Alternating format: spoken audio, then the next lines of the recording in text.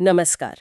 आज हम 2025 के जो संभावित आयकर विधेयक हैं उसमें कुछ दिलचस्प बदलावों की बात करेंगे। ये जानकारी हमें एस रावत एंड एसोसिएट्स के एक लिंक्डइन पोस्ट से मिली है और उन्होंने द इकोनॉमिक टाइम्स का हवाला दिया है। तो देखते हैं कि ये जो बदलाव हैं ये पेंशन पाने वालों के लिए, घर मालिकों के लिए, निवेशकों और शायद कम आमदनी वाले लोगों के लिए क्या मायने रख सकते हैं। चलिए इस पर थोड़ी गहराई से बात करते हैं। सबसे पहले रिटायर होने वाले लोगों के लिए शायद एक अच्छी खबर है। सुनने में आ रहा है कि नए बिल में कम्यूटेड पेंशन, मतलब वो जो पेंशन का एक मुश्त हिस्सा मिलता है, उस पर टैक्स छूट का प्रस्ताव है। ये उन लोगों के लिए काफी अहम हो सकता है जो रिटायरमेंट की प्लानिंग कर रहे हैं, है ना? हाँ बिल्कुल। और देखिए, यहाँ ध्यान देने वाली बात यह है कि अगर ये लागू हो जाता है तो इससे सीनियर सिटीजन्स पर टैक्स का बोझ कम हो सकता है जी।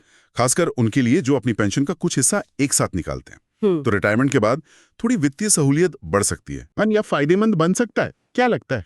देखिए, नियमों के नजरिए से देखें तो सरलीकरण का मतलब ये होता है कम झंझट। अगर टैक्स गणना आसान होती है तो मकान मालिकों का न केवल समय बचेगा बल्कि गलतियों की गुंजाइश भी कम होगी। इससे थोड़ी पारदर्शिता भी बढ़ सकती है।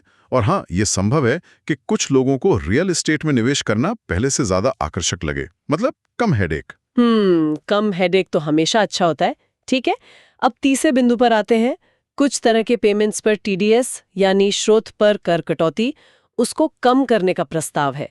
इसका सीधा मतलब तो यही लगता है कि लोगों के हाथ में शुरू में ज्यादा पैसा आएगा। हाँ बिल्कुल। इसका एक तात्कालिक असर तो यही होगा कि व्यक्तियों और व्यवसायों के हाथ में नकदी, मतलब लिक्विडिटी बढ़ेगी।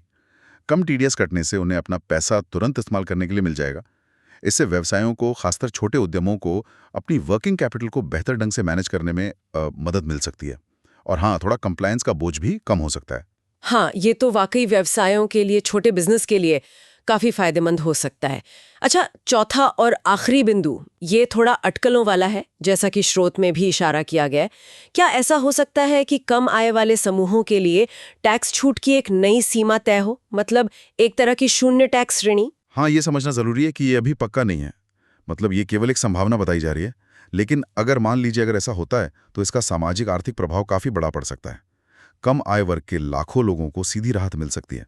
उनकी खर्च करने की क्षमता बढ़ेगी और शायद कंजम्पशन को भी थोड़ा बूस्ट मिले। तो अगर हम इन चारों संभावित बदलावों को एक साथ देखें, कम्यूटेड पेंशन पर राहत, हाउस प्रॉपर्टी के नियम आसान, कम टीडीएस और एक संभावित शून्य टैक्स श्रेणी, तो कुल मिलाकर तस्वीर ये बन रही है कि शायद टैक्स व्यवस्था थोड़ी सरल हो, बचत को बढ़ावा मिले और लोगों के हाथ में ज्यादा पैसा रहे। यही ना? हाँ, ये निश्चित रूप से संभावित फायदे हैं, सकारात्मक पहलू हैं। लेकिन जैसा स्रोत ने भी कहा है और हमें भी ध्यान रखना चाहिए, ये अभी सिर्फ प्रस्ताव हैं। इनका फाइनल रूप क्या होगा, कागजों से निकलकर जमीन पर कितने प्रभावी होंगे, ये देखना बाकी है।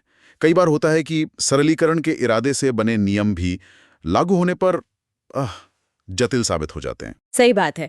तो आज हमने 4 मुख्य संभावित बदलावों को समझा। कम्यूटेड पेंशन पर छूट, हाउस प्रॉपर्टी आय के नियमों में सरलता की उम्मीद, टीडीएस में कटौती और एक नई शून्य टैक्स श्रेणी की संभावना।